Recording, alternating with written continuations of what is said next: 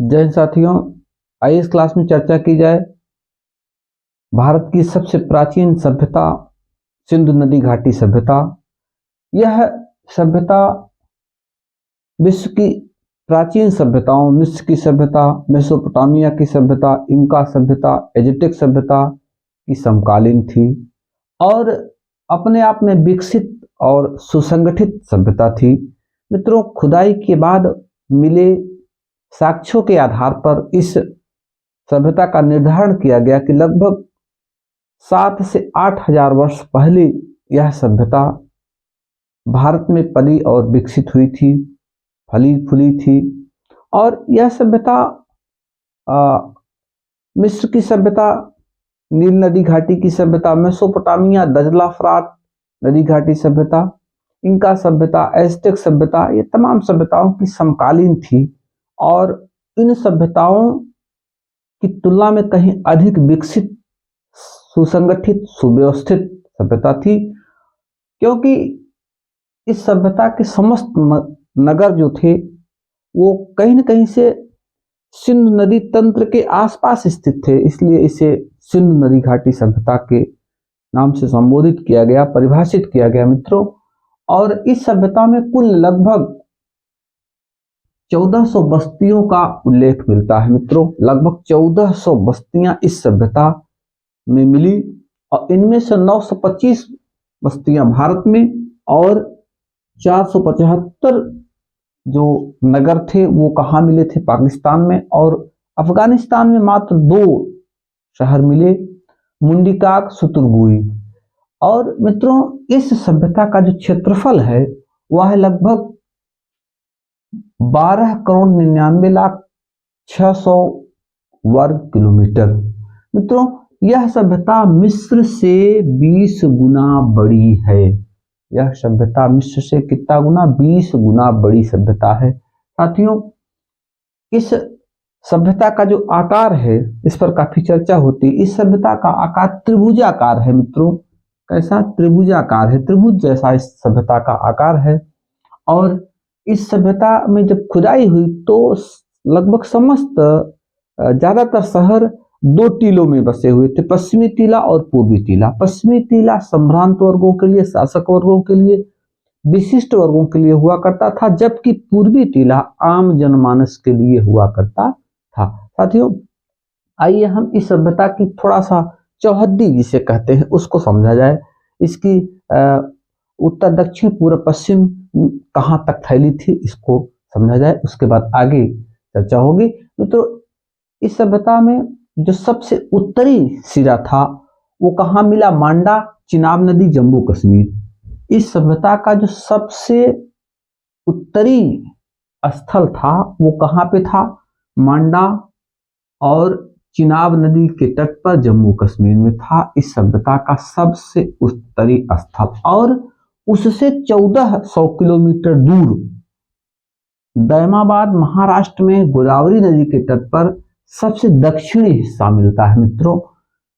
और इस सभ्यता का सबसे पूर्वी स्थल जो उत्तर प्रदेश के आलमगीरपुर में मिलता है, मेरठ में, हिंडन नदी के तट पे। और इस सभ्यता का सबसे पश्चिमी जो स्थल था वो था बलूचिस्तान, दास नदी के तट पर सुतकुंडोर स्थान था। ये समुद्र तट के आसपास स्थित था। साथियों, तो ये देखा जाए तो उत्तर से दक्षिण 1400 किलोमीटर और पूरब से पश्चिम 1600 किलोमीटर इस सभ्यता का प्रसार क्षेत्र था मित्रों।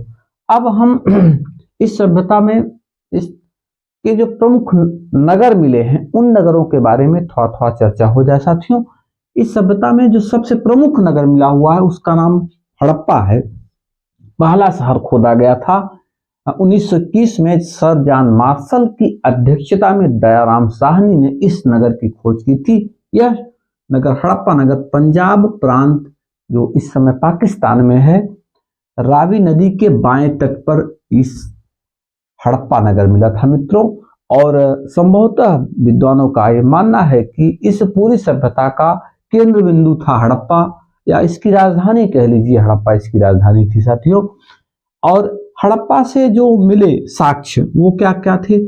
अन्नागार, श्रमिक आवास, R37, कब्रिस्तान, स्वास्तिक चिन्ह, मातृ देवी की मूर्ति।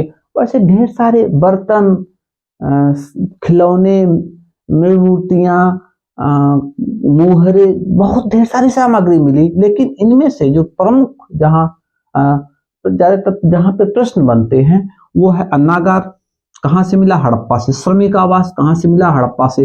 R37 ये कहां से मिला? हड़प्पा से। कब्रिस्तान हड़प्पा से।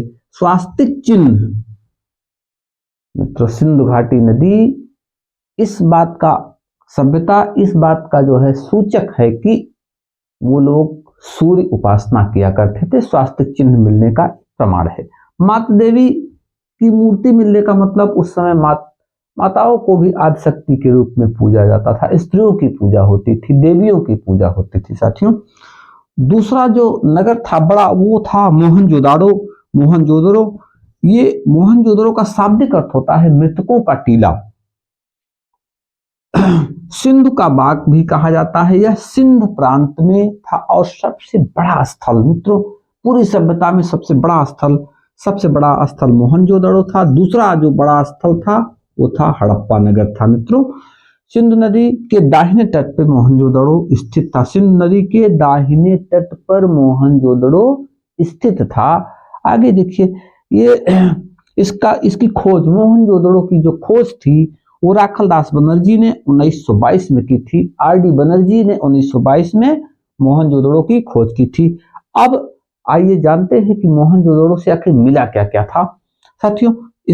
यहाँ से स्तूप टीला, स्नानागार, अन्नागार, सभा भवन, पुरोहित आवास, कांसे की नर्तकी, कलश, समाधान, योगी की मुद्रा, पशुपतिनाथ की मूर्ति, इतनी महत्वपूर्ण चीजें मोहनजोदड़ो से मिली हुई थी, जहां से अत्यधिक क्वेश्चन मित्रों बनता है।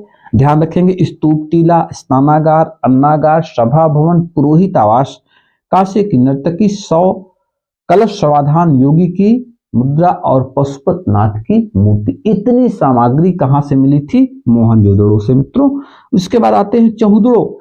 चहुदड़ो जो नगर था ये औद्योगिक क्षेत्र था, औद्योगिक नगर था। ये इसकी खोज जो है 1931 में मजूमदार ने की थी। मजूमदार ने सिंध प्रांत के सिंध नदी के बाएं तट पर चहुदड़ो की खोज की थी मित्रों। अब चहुदड़ो के नाम के बाद एक बात ध्यान में आता है कि इस शहर में, इस नगर में सौंदर्य प्रसाधन की खोज हुई थी। सौंदर्य प्रसाधन मिले थे, यानी महिलाओं को साज सज्जा की जो सामग्री हुआ करती थी, वो लिपस्टिक, काजल, आंचल, क्या क्या होते हैं, ये तमाम चीजें जो है, और झूकर झांगर संस्कृति जो है के साक्ष्य यहाँ से मिलते हैं। मनके बनाने का कारखाना यहाँ से मिलता है। वक्राकार ईंटें मिलती हैं। पकी हुई ईंट की नालियां यहाँ से मिलती है मित्रों। ये साक्ष्य कहाँ से मिलते हैं? ये चहुदड़ो से मिलते हैं मित्रों। चहुदड़ो के नाम से आप सीधा जाने कि यहाँ पे ये औद्योगिक क्षेत्र हुआ करता था। यहाँ से जो है सौंदर्य प्रसाधन, मनके बनाने का कारखाना, झूकर झांकर संस्कृति, वक्राकार ईंटें, पकी हुई ईंटों की नालियां, ये कहां से मिले? ये चहुदड़ो से मिले। आगे जो है मित्रों इसी कड़ी में आइए अगला नगर लोथल। मित्रों लोथल को लघु हड़प्पा, लघु मोहनजोदड़ो कहा जाता है। लोथल गुजरात के भोगवा नदी के तट पर, समुद्र तट पर एक नगर था और यह लोथल जो है अंतरराष्ट्रीय व्यापार के लिए भी चर्चित था, जाना जाता था साथियों। यहाँ से बंदरगाह और गोदीवाड़ा मिला है, बंदरगाह मिला है, और बंदरगाह से विदेशी व्यापार के साक्ष्य भी मिले हैं। यानी लोथल एक ऐसा हड़प्पा कालीन नगर था जहां से मेसोपोटामिया की सभ्यता में, इंका सभ्यता में, एज़्टेक सभ्यता में, मिस्र की सभ्यता में व्यापार हुआ करते थे। वहां से काफी विदेशी वस्तुओं के साक्ष्य मिले हैं। और सबसे बड़ी बात तो यह है कि यहाँ से एक बंदरगाह के प्रमाण मिलते हैं। कहां से? लोथल गुजरात के भोगवा नदी के तट पर। कालीबंगा मित्रों, कालीबंगा को काले रंग की चूड़िया कहा जाता है साथियों। कालीबंगा स्थल जो है ये राजस्थान के गंगानगर में स्थित था। कालीबंगा राजस्थान के गंगानगर में स्थित था। यहाँ से हल की जुताई के साक्ष्य, भूकंप के साक्ष्य, शैल्य क्रिया के साथ ऑपरेशन जो है यहाँ पे सक्सेसफुल तरीके से हुआ करते थे। कुल मिला के विज्ञान और टेक्नोलॉजी पर भी बहुत ही व्यवस्थित और गहन जो है उस समय आविष्कार हुआ था। मित्रों, अगला जो शहर है वो था धौलावीरा। धौलावीरा का अर्थ होता है सफेद रंग का कुआं। यह गुजरात के कच्छ से प्राप्त हुआ था धौलावीरा। यहाँ से घोड़े के अवशेष और स्टेडियम के साक्ष्य मिलते हैं। साथियों देखिए, नगर हमने अभी आपसे कहा कुल 1400 बस्तियां यहाँ से प्राप्त हुई हैं। तो इन 1400 के बारे में चर्चा करना थोड़ा सा बहुत समय हो जाएगा।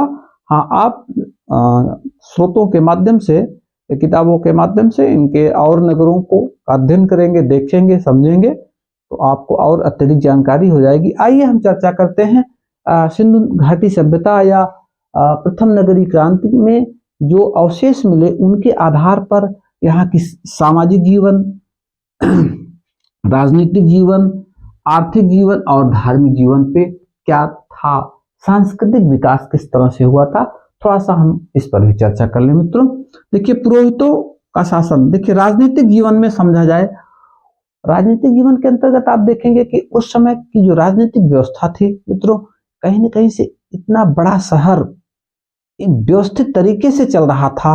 निश्चित रूप से ये कहा जा सकता है कि उस समय एक सुसंगठित शासन व्यवस्था थी, एक विकसित शासन तंत्र था, एक संगठित सरकार थी जिसके बदौलत यह पूरा का पूरा नगर व्यवस्थित तरीके से, मित्रों नगरीय जीवन की उत्कृष्ट व्यवस्था, सड़कें, नालियां, मकान के जो उनकी जुड़ाई चिनाई इतना व्यवस्थित तरीके से था। निश्चित रूप से कहा जा सकता है कि एक संगठित शासन तंत्र उस समय मौजूद था। मित्रों कुछ विद्वानों का आंकड़ा है कि उस समय पुरोहितों का शासन था, कुछ विद्वानों का आंकड़ा है कि वणिक वर्ग का शासन था, कुछ विद्वान मानते हैं कि उस समय लोकतंत्र था, प्रजातंत्र था।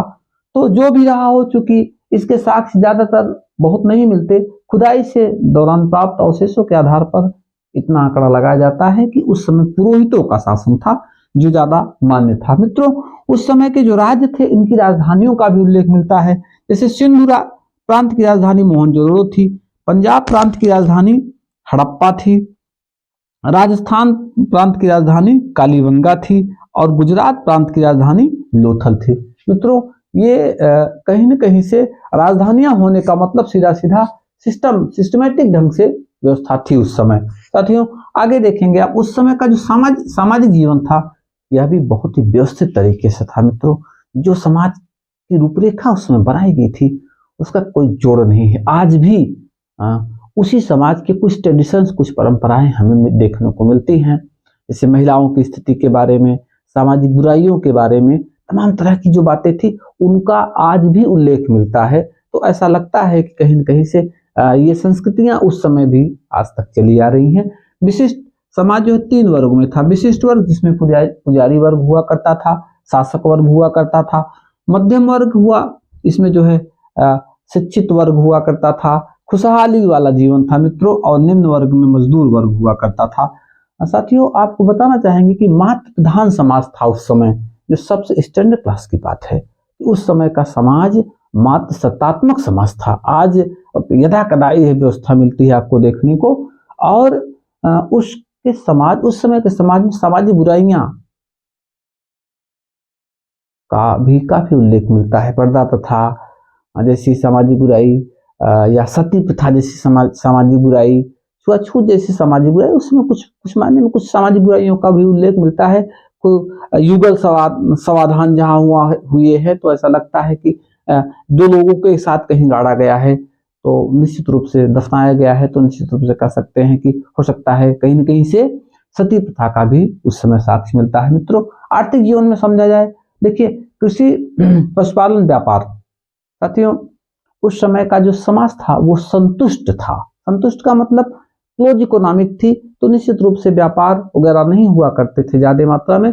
हाँ, जितनी भी सामग्रियां हुआ करती थी लोग अपने लिए पैदा करते थे, खाते थे, जीते थे, खुशी और खुशहाल थे, सुखी और खुशहाल थे। कपास के प्राचीनतम साक्ष्य मित्रों सिंधु घाटी सभ्यता में कपास का यानी कपास का सबसे प्राचीनतम साक्ष्य मिलता है इस सभ्यता में। ये बहुत बड़ी बात है मित्रों। और विदेशी व्यापार के भी साक्ष्य मिलते हैं, जैसा कि अभी हमने आपसे चर्चा की कि एक बंदरगाह मिला हुआ है कहाँ पे, लोथल में। तो यहाँ से विदेशी व्यापार की भी चर्चा मिलती है। साथियों अगले स्टेप में आप देखेंगे धार्मिक जीवन। इस सभ्यता का जो धार्मिक जीवन था बहुदेववादी था, यानी ये बहुत से देवताओं की पूजा किया करते थे और इसमें जो है प्रकृति की पूजा, मूर्ति पूजा, मातृ देवी की पूजा, ये तमाम चीजें जो उस समय मिलती थी साथियों ये निश्चित रूप से ये कह लीजिए कि उस समय बहुदेववाद था। प्रकृति पूजा में सूर्य की पूजा, वायु की पूजा, जल की पूजा, जीव जंतुओं की पूजा, कहीं चबूतरे पे नागों को जो है दूध पिलाया जा रहा था। तो निश्चित रूप से कह सकते हैं कि सिंधु घाटी सभ्यता बहुदेववादी थी। प्रकृति की स्वास्तिक का जो चिन्ह मिला हुआ है वो सूर्य उपासना का द्योतक है साथियों। और लास्ट में अंत में आते हैं, इस सभ्यता का अंत भी हुआ था। इसमें सबसे जो मान्य सिद्धांत है वो मार्शल जी का है। मार्शल जी कहते हैं कि सिंधु सभ्यता का जो अंत हुआ था बाढ़ से हुआ था साथियों, और 7 बार मोहनजोदड़ो जो है 7 परतों की खुदाई में मिला है। ऐसा माना जाता है कि बाढ़ आई थी। कुछ विद्वान मानते हैं आर्यों का आक्रमण हो गया था, कुछ विद्वान मानते हैं कि